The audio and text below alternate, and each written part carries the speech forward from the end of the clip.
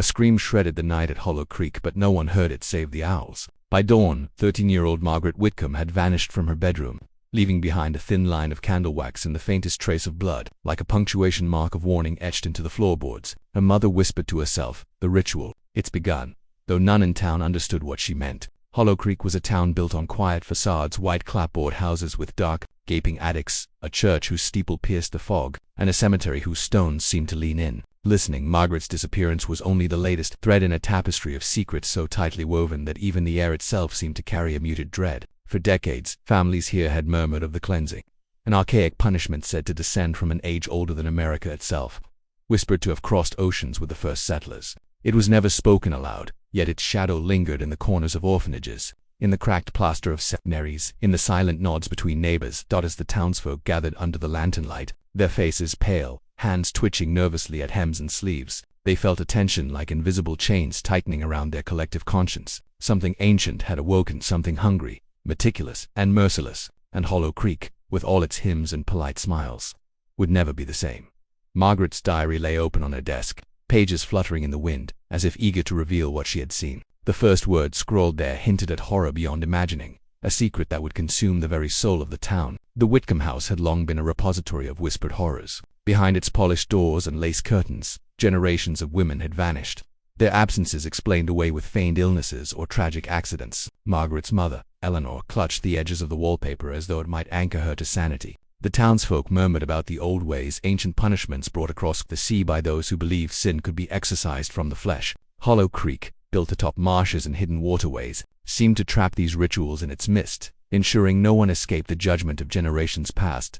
2 streets away, the St. Agnes orphanage loomed like a cathedral of sorrow. Inside, children spoke in half-formed sentences about the midnight lessons, eyes wide, voices trembling. One whispered that those who spoke of the rituals disappeared, replaced by blank-eyed newcomers who never remembered names. The walls seemed to breathe, absorbing every secret and amplifying the dread. Margaret had written in her diary about shadows that moved without source, and footsteps echoing long after the corridors were empty. At the heart of Hollow Creek, the church bell tolled, each clang vibrating through the marrow. Its rector, Reverend Halloway, preached of morality and divine punishment, yet in private, he consulted manuscripts bound in human skin, texts that instructed on purging impurity. Townsfolk often felt his gaze linger too long, a silent accusation buried beneath his sermons. Beneath the altar, hidden compartments held remnants of offerings, symbols of guilt and shame older than any living memory. Margaret had sketched symbols in her diary, triangles intertwined with serpentine lines, circles enclosing darkened dots, emblems of a ritual that predated the town itself. Eleanor felt these symbols crawl across the walls at night, burning into the psyche of those who gazed upon them. They were warnings, maps, or perhaps instructions, but their meanings shifted with the observer's fear. The ritual, it seemed, was not punishment alone,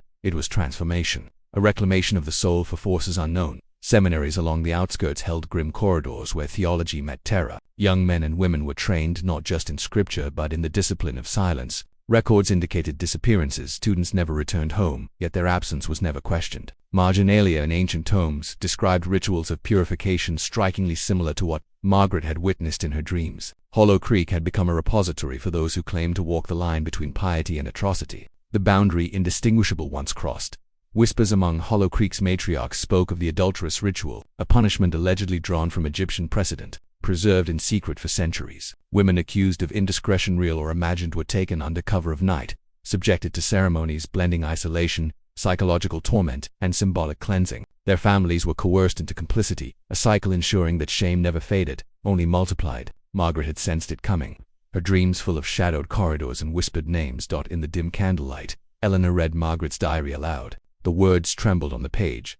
They watched through mirrors. The walls, remember. If I disappear, do not follow. Fear clawed at Eleanor, yet she pressed on, discovering hidden notations detailing the rhythm of the ritual, the songs to sing, the chants to murmur, and the signs marking impending doom. The town, the orphanage, the church, they were all cogs in a system older than any American law, older even than the Constitution itself. By nightfall, fog rolled through the streets like a tide of memory, curling into the alleys and empty porches.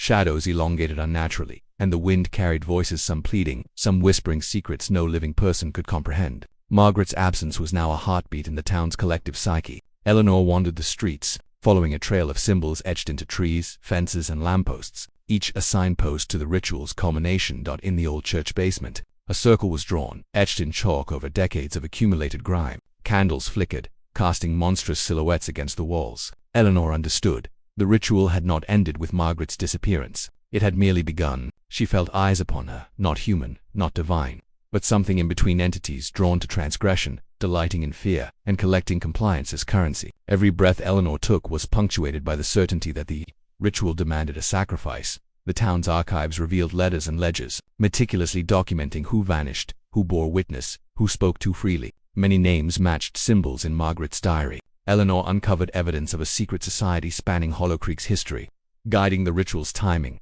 selecting participants, and silencing dissent. Their reach extended into church leadership, orphanage boards, and even the mayor's office and network of enablers, ensuring the ritual persisted, unchecked.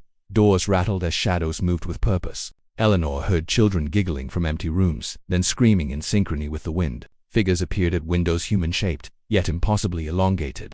Features blurred as though the mind resisted their true form. The ritual's agents had come, carrying the weight of centuries-old tradition. Margaret's diary hinted that confronting them directly invited madness, yet Eleanor knew she could not hide. Mirrors became portals.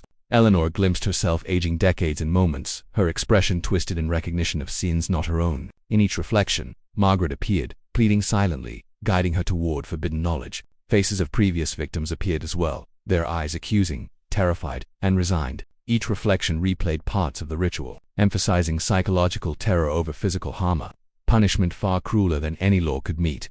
From the church bell tower, a distorted choir sang hymns backward. Eleanor realized these melodies carried instructions, hypnotizing participants, aligning their minds with the ritual's logic. The entire town hummed unconsciously, from grocer to seamstress, complicit in the act, their collective consciousness bending to a hidden will. Margaret's disappearance had been orchestrated with precision, a demonstration of the ritual's control over flesh and thought alike. Eleanor discovered a hidden room beneath the Whitcomb house, filled with objects of ritual, scarred dolls, burnt manuscripts, and relics of human hair. Symbols carved into the floor pulsed faintly in candlelight, resonating with the diary's markings. She understood each disappearance was not mere punishment. It was a binding act, entwining the souls of victims with the town itself. Margaret's fate, Eleanor feared, was to anchor this cycle forever.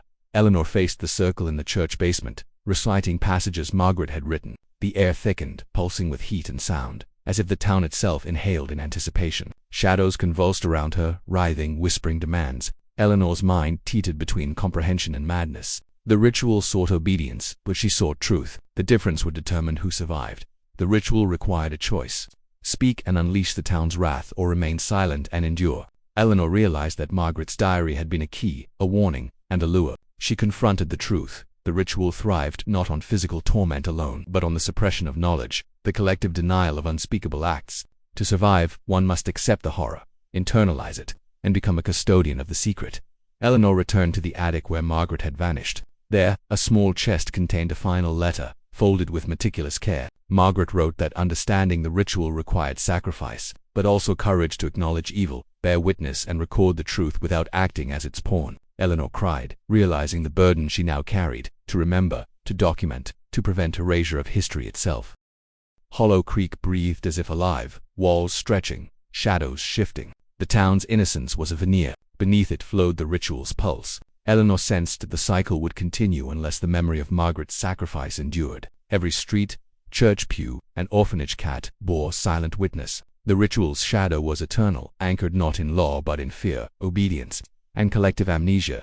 Eleanor placed Margaret's diary in the town library, concealed among mundane records. She understood that the ritual's power relied on secrecy. The story was now hers to carry, and perhaps, one day, to reveal. As night fell, Hollow Creek seemed quiet once more, but in the fog, whispers persisted, shadows lingered, and the pulse of the Adulteress Ritual continued. The town's darkest truths were never destroyed. They only waited for the next scream, the next vanishing, the next witness to remember what no one was meant to know.